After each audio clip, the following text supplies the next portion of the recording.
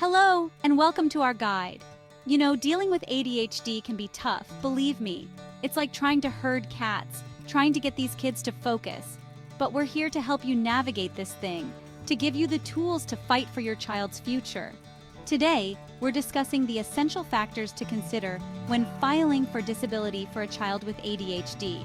We're going to break it down, step by step, so you can understand what you're up against and how to come out on top.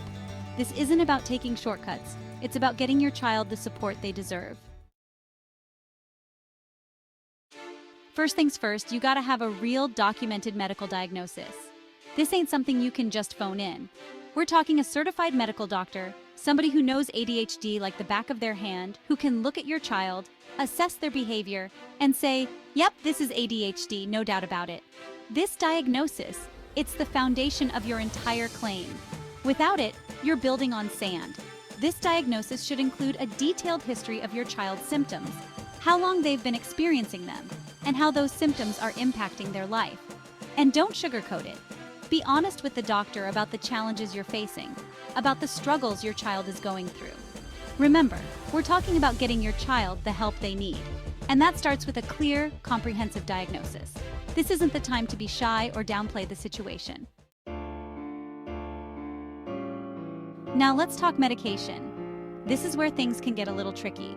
Look, I'm not saying medication is the answer for every child with ADHD, but, and this is a big but, if your child is prescribed medication and you're not giving it to them, that can raise some eyebrows with the disability folks. They might see that as you not really taking your child's condition seriously.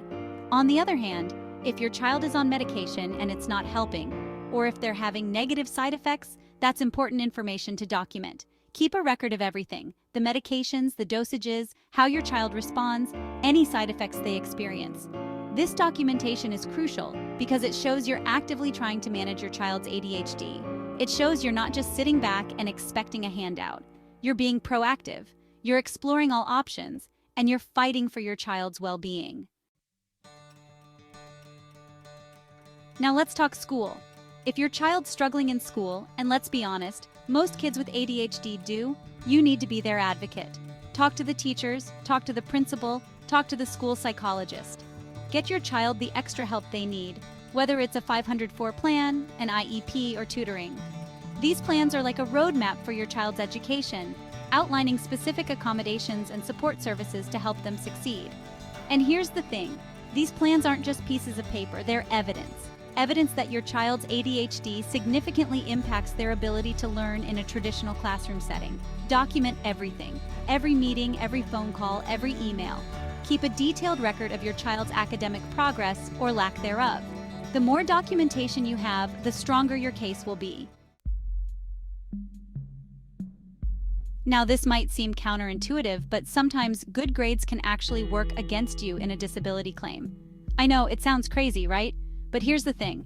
If your child is getting straight A's, the disability folks might look at that and say, well, they're clearly not that impaired. They might think you're just trying to game the system, trying to get something for nothing.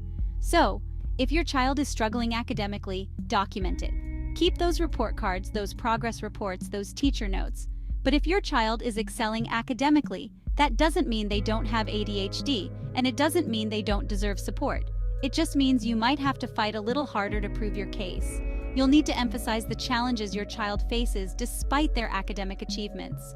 Explain how much effort it takes for them to maintain those grades, the toll it takes on their mental health, their social life, their overall well-being.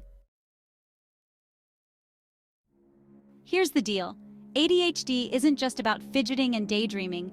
It can manifest in some pretty challenging behaviors: impulsivity, defiance, emotional outbursts. And let me tell you, these behaviors can be tough to handle, both at home and in the classroom. But here's the thing, these behaviors, as tough as they are to deal with, they're also evidence. They're proof that your child's ADHD is real, it's pervasive, and it's significantly impacting their life. So document everything. Keep a journal, write notes on your phone, send yourself emails. Document the frequency, the severity, the duration of these behaviors. And don't just focus on the negative. If you're implementing strategies at home, if you're working with therapists or counselors, document that too. Show the disability folks that you're not just sitting back and letting things spiral out of control. You're being proactive, you're seeking help, you're doing everything in your power to support your child. To recap, ensure the child is diagnosed, medicated, supported educationally, struggling academically, and has documented behavioral issues. Remember, this is a marathon, not a sprint.